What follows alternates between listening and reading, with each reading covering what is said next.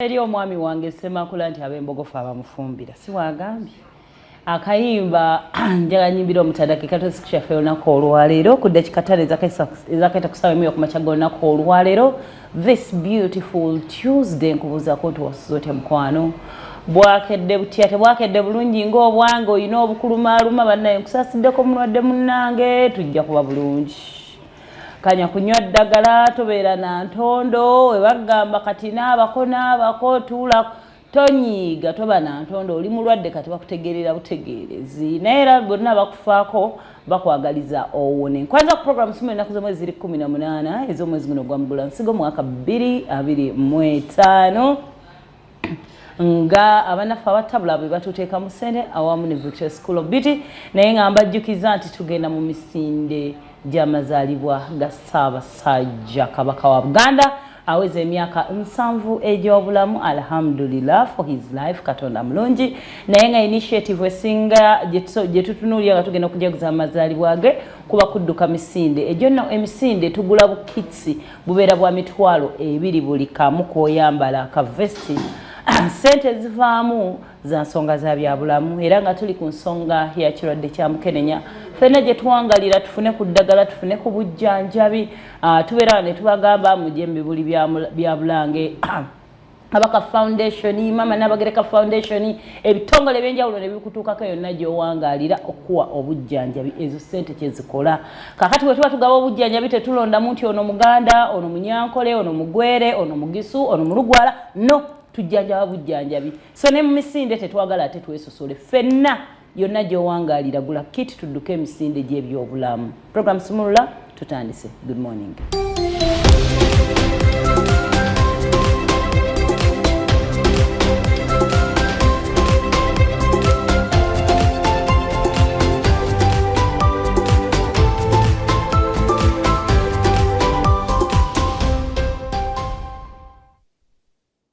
live ku telefone ewa Kabaka wa Buganda ino program simulanga nafa batabula bateeka mu ssente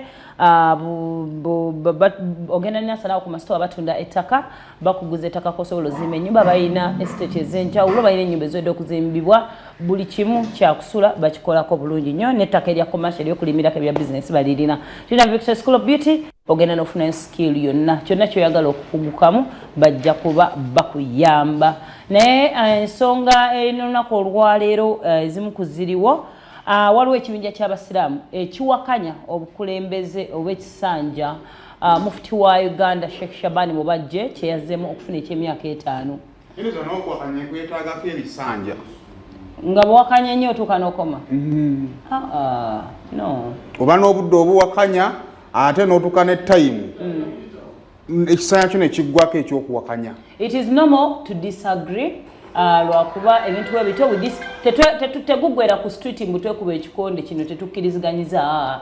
we disagree mu mateeka so munnange okujjukizaamu emabegakawo Sheikh Shabani Mubajje yaweza emyaka 7 constitution bo gye bagamba n'obukulembeze bwe gye bagamba nti yali nkadde eyali ekugira mufti yenna kasitaweza emyaka 7 alekulire munnange mufti yaweza leero emyaka enkeera baali bamulayidde constitution n'ekyuka constitution yali mbu yakyuka dda yali yakyuka bintu biri mu mateeka weebale nnyo ne bagamba bannaye kale ne bagireko nga teri osobola ogikwatako naye n'agamba nedda ku myaka gino 5 ayagala wabeerewo peaceful transition of power era kyekyamukomyewo gino emyaka 5 kuyambayambako obusiraamu butabeeramu kavuvungana bano 5 bawulira tebasobola kugumiikiriza kati bano bazimbye akatima era bagambe balina ekiwandiiko olunaku olwaleero boolekera ku paalamenti ya Uganda okukwasa speaker wa parliament Anita Among ekiwandiiko bagambe tebaagala bakulembera era balaba obuvuvungano ku muzikiti gwa Old Kampala so kakati babikwasiza parliament gyonna gye gunwaggwera ffe weetuli okulaba ensonga eyeggwetya kale katulinda tebigenda okubanga bitambulira naddala mu kisibo kino mwe tuli kale nga tweyongerayo mu bintu ebyenjawulo ekyagenda ddala mu maaso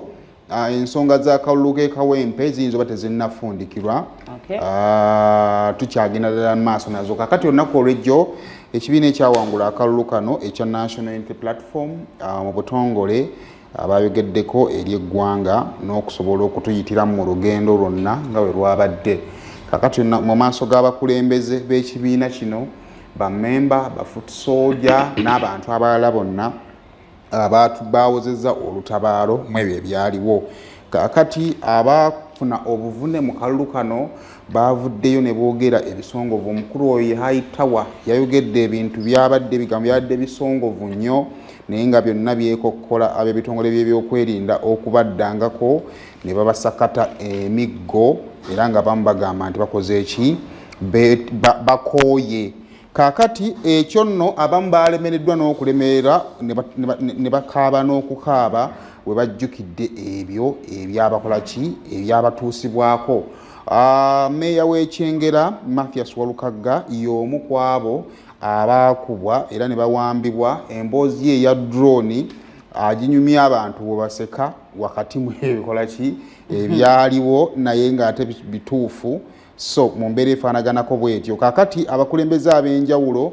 mu kibiina kya NUP bategeezezza nti n'okulondebwa ka Nnalukola ly'eddagala ly'ebiwundu byabo bonna bye baafunira mu kalulu ako era bwe bategeeza Nnalukola okusobola okubeera ng'ate akolera abantu basobola okubeera ng'ate bawona ebiwundu ebyo ebyabatuusibwako. Kaakati Ssenyonyi era ngono leader of opposition yavuddeyo n'amukuutira nti alina okubeera ng'asigala ku bantu alwanirira abantu obutava ku nsonga z'abantu kubanga y'ensonga yokka yamulondesezza okusobola okubeera ng'ate abakiikira mu paalamenti. Bwe batyo baalabudde bannaabwe aba NRM abakyagendera ddala maaso okubeera nga baagala okuba nga bagenda mu kkooti okuloopa ne bagamba nti ne mu kkooti banaagendayo bagenda kubasingirayo. Kaakati akulira ekibiina kino omukulu Robert Kyagulanyi Ssentamu yategeezezza nti no protest vote bulijjo gye boogerako yatandikidde kawempe era bwetyo tegenda kubanga ekoma. Kaakati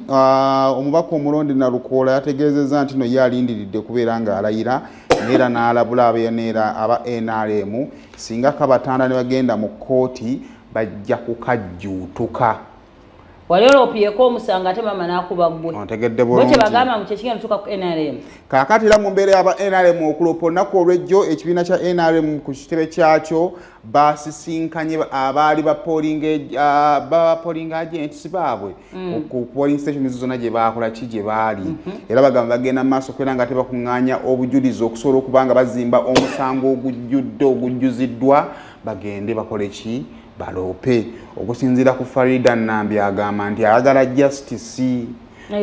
Agamba Electoral Commission yakola ensobi tosobola kulangira candidate nti awangudde nga polling stations obululu obuva ku polling station ezo ezitannalangirwa busobola okukyusa obuwanguzi bwona akoze eki.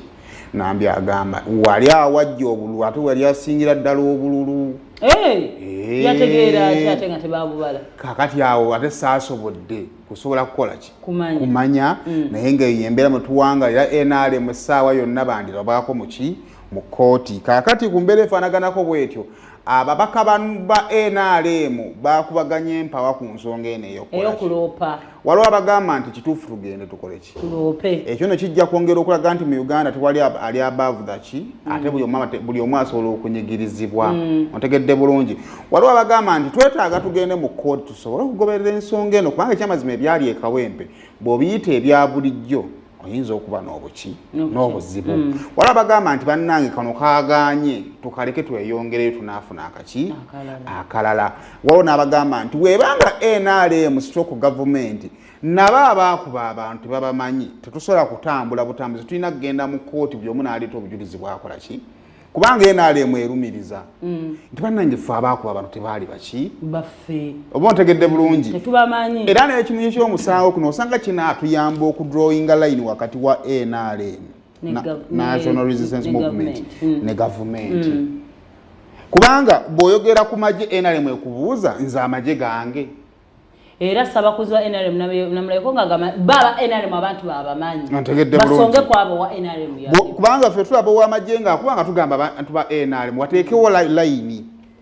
era presidency setting wentu tunagendako mu kalulu akalala amagye ne gakola ekintu ekyafaanaganako bwekito ejja kuba yasinga. Because mu bbaluwa ya president ye alaga nti abajjati n'amagye kyabadde bakola mu kalulu kano kye tulina okwebuuza nti kyabadde ki naye ye n'atuzzaayo ku incidences ezibaddewo ekitegeera n'atuwa example nti y'ensonga ye kati ye president alinga agamba akkiriza nti amagye n'ejjaati baalimu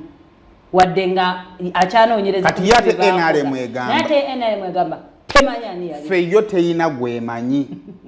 waliwo bagamba nti bakifeesa abaali akazangola baleetebwa babyakwerinda kati there is need to bring that proof babyakwerinda kyabaleeta bakifeesi bakola mu interest yaani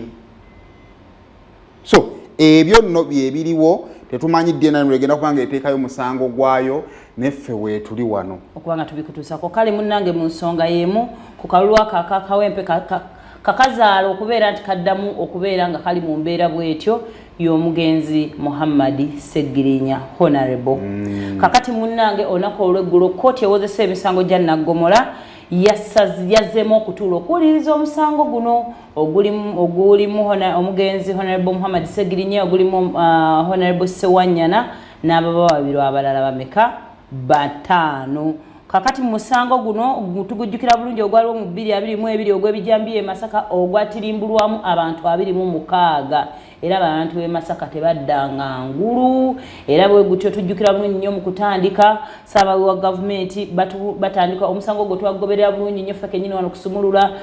nga bagamba Segirinya Sewanyana batulanga ku popo bakoze bati baabo bakiridde Masaka batemyeko bantu mitwe and all that era omusango ogwo gwe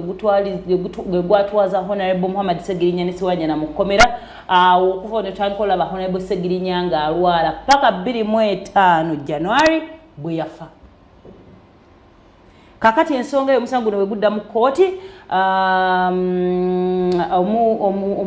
lawyer wa Segirinya ne Sewanyana asooka akwajulira kkooti nti omu ku ba clients be yafa alias this year munnange bwatyo nga nnyonnyola omulamuzi aguli mu mitambo amanyikiddwa nga Alisiko Muhanji kakati lawyer w'Abasegirinya aba yakoogera then Richard Birivumbuka ngono muwabi wa gavumenti asituka agamba twagala bujulizi ekiwandiiko ekiraga nti omugo yafa mbani bawadde video kalo wemba baleete ekiwandiiko ekiraga nti Segirinya afa tetugenda kutambulira ku propaganda omusajja alabika gyali mulamu Birivumbuka no serious munne ekkooti ekola mu ngeri ndala eno gye tuli birala n'ekkooti birala munne bw'ati omulamuzi Alisiko Muhanji we yamugambidde naye olumu tuswaleko sirikako ntuusa okusasira tofa towunya kamwa era bw'atyo n'agamba tekiriko kwebuuza Honorable Segirinya yafa bw'atyo n'atuusa n'okusasira eri famire ya Segirinya Birivumbuka teyaziika na Segirinya ate omuntu gw'atamanyi nti yafa yaliziisa eki naye ng'ate oyo yasinga okulemerako Segirinya baleme mmuta n'otya n'okujja okuziika munnange obwatyo omulamuzi yasabye omusango guno gugibwe mu fayiro gugende tegukyalina makulu naye Birivumbuka ye yagambye nedda banoonye bagala kukola amendment bajje mu Segirinya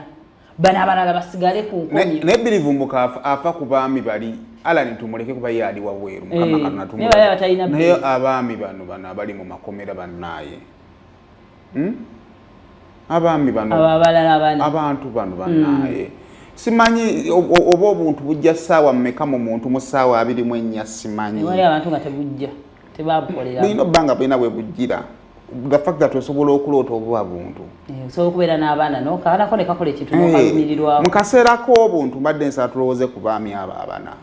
how many years 2022 2023 2024 kale twabyerabira mbadde nsaba ne Segirinya yafa nsaba tubambi abaami abo so munnange nga tumaliriza kkooti yabawadde weeks 2 omuwabi wa gavumenti that is Richard Birivumbuka agende akole amendment gy'ayagala balabo babatunula mu musango guno so ensonga eweri however nga olaba omulamuzi wa Segirinya ne Sewanyana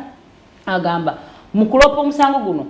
Segirinya ne Sewanyana balinganga balongowe bati bakolanga babiri bakolanga babiri Segirinya kyatamanyi Sewanyana kye yakimanyi kakati bagenda bataguluzaako batya bo balindiridde enteekateeka eno nga bw'enaba eyimiridde kale ebyo nabwe tube bikyali tugenda kuba twetoola mu katono nnyo naye nga genda mu maaso kubeera nga tobwatula bingo *238*10# kuma tulina emitwalo 20 mu ssaawa eno ogenda banga wangula emitwalo gigenda kubeera 10 ne mu ssaawa ey'okubiri ogenda banga wangula emitwalo 10 katandika okunyiga kati *238 *10#.